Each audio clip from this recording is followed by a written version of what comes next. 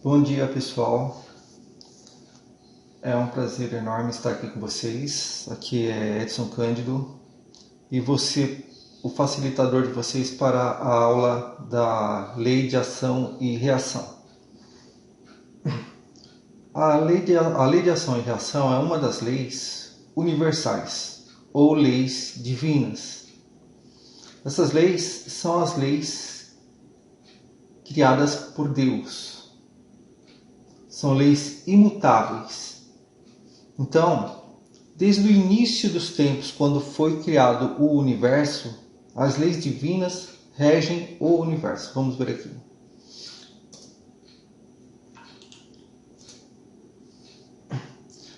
Esse gráfico aqui vocês já conhecem. Esse gráfico aqui vocês já conhecem. Então, Deus cria o universo. E o universo pode ser assim esquematizado em espírito e matéria. Então o espírito atua sobre a matéria para poder evoluir. E qual o objetivo do espírito? Ele é criado simples e ignorante e o seu objetivo é atuar sobre a matéria. Isso num processo que devem ocorrer aí talvez em bilhões de anos. Ele sai de uma situação de que ele é criado simples e ignorante para conseguir se tornar um espírito perfeito. Isso daí, claro, demanda muito tempo. E como que Deus estrutura e rege este universo? Através de suas leis. Então aqui eu coloquei algumas dessas leis. Na verdade, 7 leis que eu escolhi, mas com certeza existem bem mais. Só as mais conhecidas. Então nós temos Deus, que gera todo o universo, é o princípio inteligente e princípio de todas as coisas que existem, inclusive como no outro gráfico apresentado, cria o espírito e a matéria, gerando assim todo o universo, e rege este universo através das suas leis. A lei maior de Deus, a sua lei maior é o amor. O amor abrange todas as outras leis menores. Então, abaixo do amor estão as leis da evolução, que atua sobre uma lei menor chamada lei do trabalho, a lei da justiça, que atua sobre uma outra menor, que chama-se lei de ação e reação.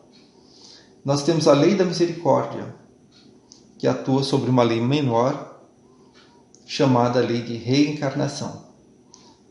É como se a lei do trabalho fizesse parte da lei de evolução. A lei de ação e reação faz parte da lei da justiça. E a lei da reencarnação faz parte da lei de misericórdia. Existem outras leis abaixo dessas. E todas essas leis, elas estão abaixo da lei do amor. E elas, horizontalmente, elas se influenciam. Ou seja, a lei de evolução, ela também atua junto com a lei da justiça, com a lei da misericórdia. E a lei do trabalho também atua horizontalmente com a lei de ação e reação e de reencarnação. E assim por diante. O escopo da nossa aula, o objetivo, é hoje analisarmos a lei de ação e reação. Essa lei, aliás, as leis divinas, elas regem o universo. Regem toda a criação divina, desde a relação entre os planetas e as estrelas, as galáxias, até o átomo. Tudo o que existe está funcionando abaixo das leis divinas. Ela rege também as nações. O nosso mundo aqui, o planeta Terra, é regido por essas leis.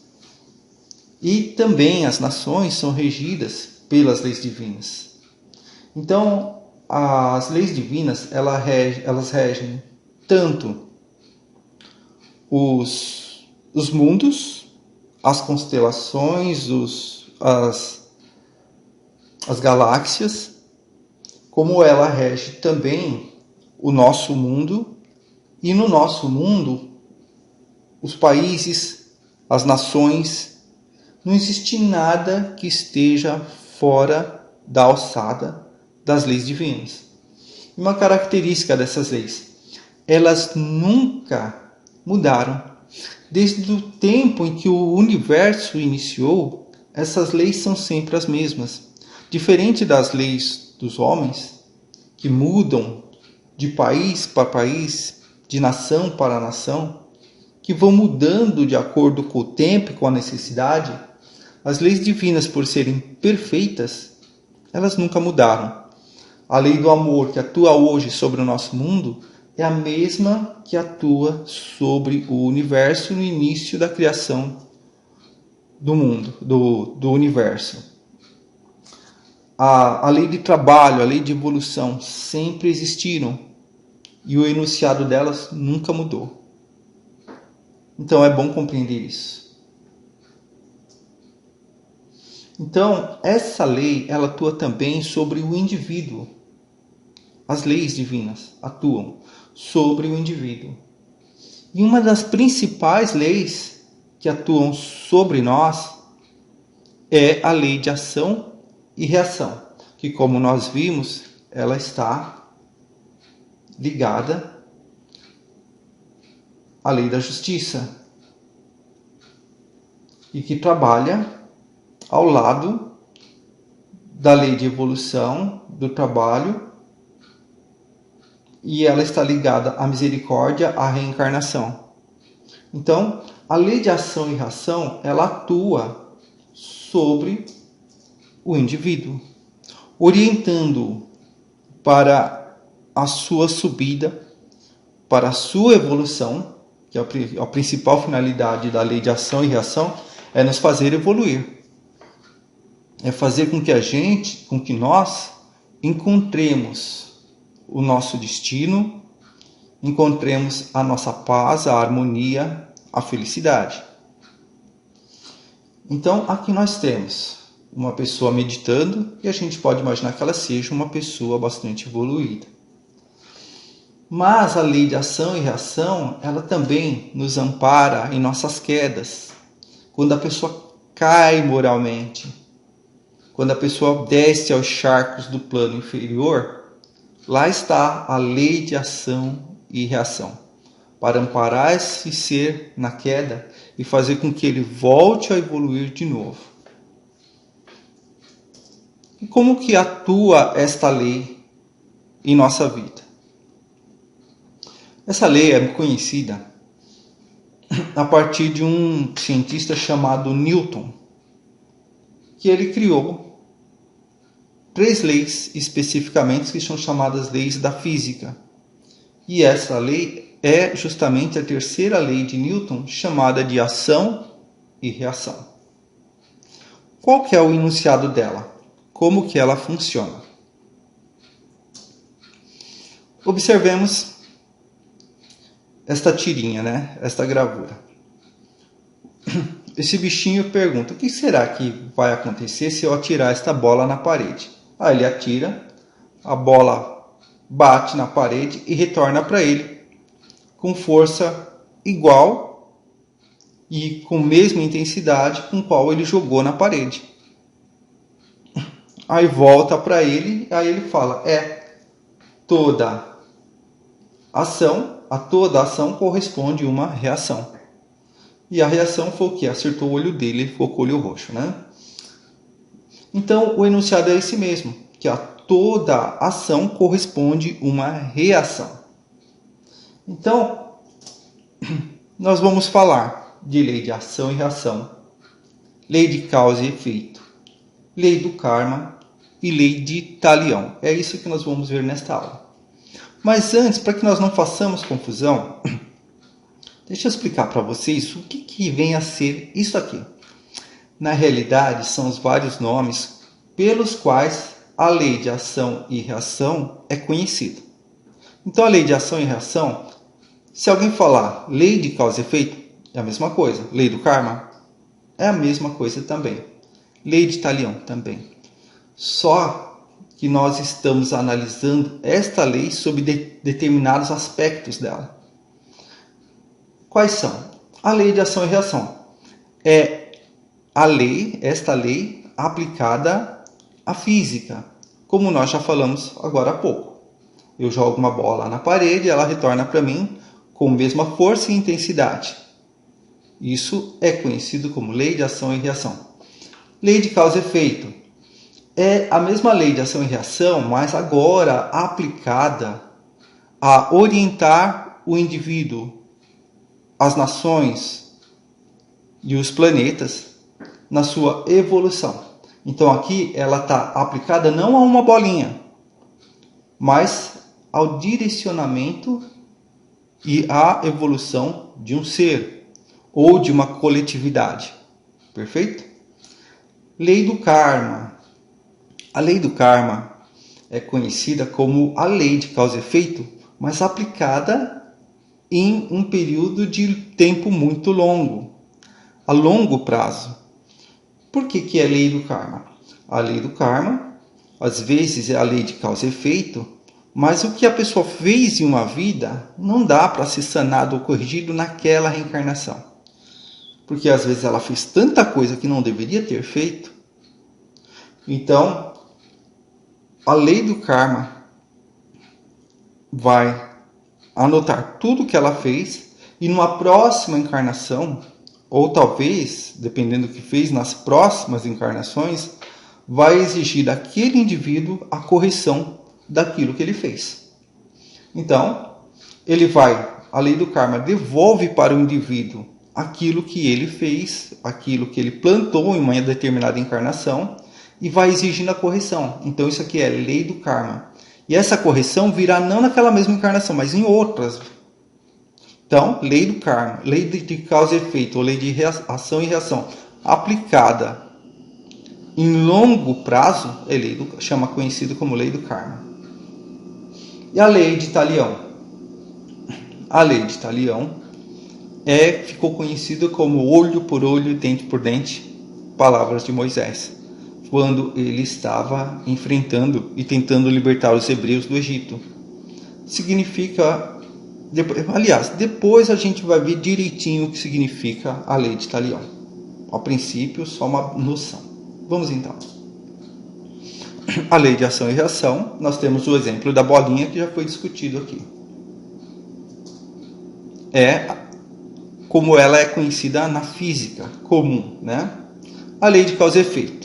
O indivíduo faz alguma coisa, é o que essa gravura está mostrando, né? O indivíduo ele faz alguma coisa aqui, mas o tempo, a lei divina de causa e efeito vai fazer com que ele tenha o resultado dessas ações mais adiante. Mas isso aqui acontece na mesma encarnação. Aqui ele vai pagar, aqui ele vai sofrer as consequências do que fez. A lei do karma, como nós já falamos, envolve um longo período de tempo. Então o camarada faz algo aqui, nessa encarnação, passa-se um bom tempo, a pessoa desencarna, vai para o plano espiritual, se prepara para a nova encarnação. Lá no plano espiritual é apresentado para ela um plano para a encarnação vindoura, para a encarnação próxima. E lá ele faz e elabora um plano para poder resgatar ou corrigir situações negativas que ele provocou aqui, nessa encarnação aqui, quando ele era menos consciente, era uma pessoa talvez assim menos evoluída, tá ok? Então aqui nós temos essa gravura que mostra, né, aqui o símbolo do infinito. Então nós reencarnamos praticamente infinitas vezes, até que consigamos quitar todos os nossos débitos com a justiça divina. Então a lei de karma, ela pode ser conhecida como lei de causa e efeito, ou pode ser entendida como lei de causa e efeito, mas ela é aplicada não para uma encarnação, mas para várias encarnações. E ela orienta o ser na sua evolução espiritual. Os animais, aqui essa gravura mostra os animais aqui. A gente vê que os animais também reencarnam, tá? Porém, os animais estão sujeitos à lei de evolução, mas não estão sujeitos à lei do karma, tá? É o ser humano que está. Por quê? Porque o ser humano tem consciência, ele tem raciocínio e possui livre-arbítrio. Esses atributos fazem com que ele, por ser mais evoluído, dele também é mais exigido. Então, por isso, ele está sob a lei do karma, sob a lei de causa e efeito. Já o animal, ele não tem a lei do karma a orientar suas encarnações, tá? Como ele é um animal que ele ainda tem um raciocínio bastante limitado, ele não tem o livre-arbítrio tão amplo quanto o nosso, e a consciência dele, principalmente a questão da consciência, entre o que é certo e o errado, não está tão bem definido quanto no homem. Então a lei de karma atua pouco ou praticamente nada nas espécies animais. Vamos adiante. O que é a lei de Talião? Vamos lá, uma citação famosa: olho por olho, dente por dente. Outras variações: pagar na mesma moeda. Aqui se faz, aqui se paga. Então isso está dizendo o seguinte, né? Que uma pessoa, ela assassina alguém numa encarnação. Segundo a lei de Talião, essa pessoa deveria morrer assassinada numa próxima encarnação. Então isso é chamado de lei de Talião. Ou então a pessoa mata alguém nessa mesma encarnação. A pessoa mata alguém aos 20 anos. Passou-se 20 anos, a pessoa está com 40 anos. Mas consciente, arrependeu do que fez. Mas aí, pela lei de Talião, ela deveria então morrer agora, assassinada por outra pessoa. E de forma semelhante. Mas a lei divina, ela não atua exatamente desse jeito. Vamos lembrar que no quadro que eu apresentei para vocês lá, existe a palavra misericórdia, tá? Vamos entender como que isso ocorre. É entendida então a lei de Talião como uma referida punição dura e cruel. Em nosso mundo íntimo, quando nós nos sentimos ofendidos, que ideias nós alimentamos? Por que está perguntando isso aqui? Porque justamente nós nos colocamos perante a lei de Talião quando nós começamos a guardar rancor das pessoas, quando nós nos colocamos numa frequência baixa, quando alguém vem e pisa no nosso pé, a gente fica pensando em vingança. Se nós pensamos em vingança, nós estamos pensando em devolver na mesma moeda. Se nós fizermos isso, chegarmos a concluir a nossa vingança, nós estaremos a partir daí sob o guante, ou seja, sob a orientação da lei de Talião. Da mesma forma que nós atingimos certa pessoa, futuramente é bem provável que sejamos atingidos de forma igual também. Então, por isso que Jesus coloca sempre, né, que nós devemos perdoar. Lembre-se, perdoar é uma necessidade do ser humano para que ele possa evoluir. Vamos ver aqui essa figura. Aqui nós temos o ministério da reencarnação. Normalmente as colônias espirituais têm esse ministério. E aqui a gente vê, né, dois espíritos acompanhando um rapaz que ele está então já verificando como será o corpo dele para a próxima encarnação. E ele vai escolher. E ele resolveu que vai escolher esse aqui. Pode ver que um é cego, um corpo. O outro não tem um braço. E dá para ver que que ele reencarnaria como uma mulher. Esse outro aqui não dá para ver, mas esse aqui, ó, ele não tem uma perna. Ou seja, ele está pedindo para passar por uma prova. Mas por que um espírito pediria para nascer num corpo defeituoso? É bem simples. Quando um espírito ele comete determinados erros em determinado momento das suas encarnações pregressas, ele muitas vezes não está devidamente consciente dos erros que está cometendo. Muitas coisas de outras épocas são comuns naquele período, mas hoje não são mais. São costumes que não se usam mais. O Allan Kardec, no Evangelho segundo o Espiritismo, ele fala sobre o duelo. Se nós assistirmos os filmes de faroeste, a gente vê que é muito comum uma pessoa desafiar a outra para um duelo. E ali aquela que for mais rápida, mais habilidosa, mata a outra. Então, isso no passado era uma forma de se resolver ou de se lavar a honra com sangue. Uma pessoa se sentiu ofendida, vou lá e chamo para o duelo. Ali pelas épocas do século XVII, século XVIII, no século XVIII já está em desuso, mas até ali, século XV, século XVII, as pessoas usavam muito florete, que era uma espécie de espada bem fina e bem flexível. Andava-se de um lado para o outro com aquilo. E quando alguém sentia que tinha sido ofendido, pegava uma luva e batia no rosto do rapaz e falava: você está desafiado para um duelo. Era comum isso. E era certo que o mais habilidoso ia matar aquele que não era tão habilidoso assim. Então não passava de um assassinato calculado e a sangue frio. Porém, imaginemos que essa pessoa vai para o plano espiritual e lá ela se conscientiza de que ele é um assassino. E um assassino que ele precisa agora, perante as leis divinas, resgatar o mal que ele fez. Aí o plano espiritual coloca para ele?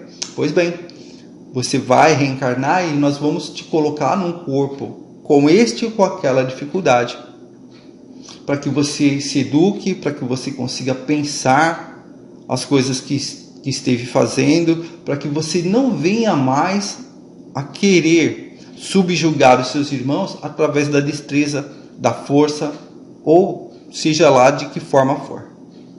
Então, esse espírito, muitas vezes, é que pede para a misericórdia divina, que pede para os seus mentores, para os seus orientadores, aqueles que são chamados, de regentes do karma, para poder nascer num corpo com certas deficiências físicas.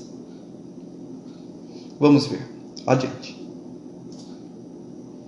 Então, existe também um termo muito conhecido dentro da lei de causa e efeito, aliás, da lei de karma, que chama-se reencarnação compulsória. O que vem a ser isso daí?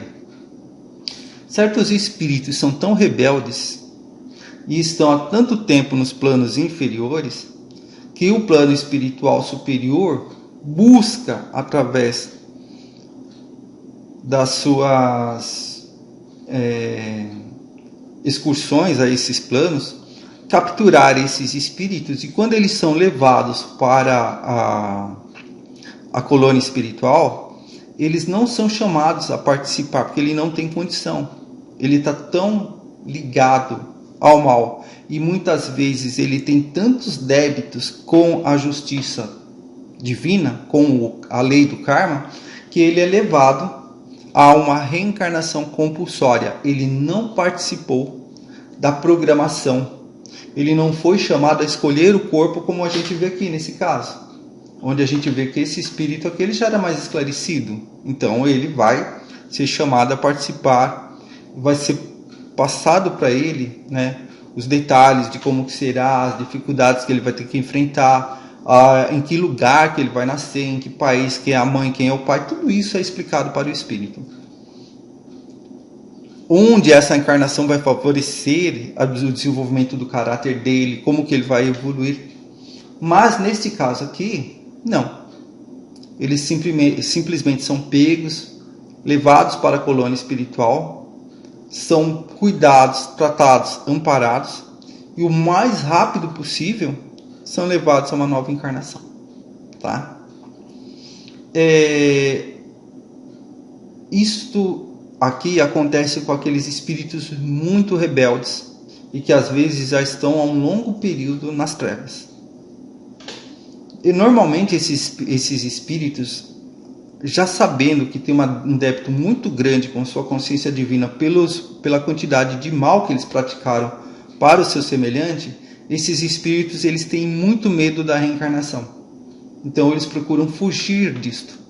Mas é uma necessidade. Sendo uma necessidade, vai ser induzido, encaminhado a ela. É como um espírito que usasse droga e a família entrasse com um pedido de internação compulsória para poder tratá-lo. Em determinado momento, através das suas atitudes, ele já demonstra que ele não tem sanidade mental para decidir sobre a sua própria vida, sobre o seu caminho. Então, o que a nossa justiça aqui na Terra permite sob determinada circunstância? Que a família peça essa internação. Aqui, no plano espiritual, seria algo bastante semelhante a isso.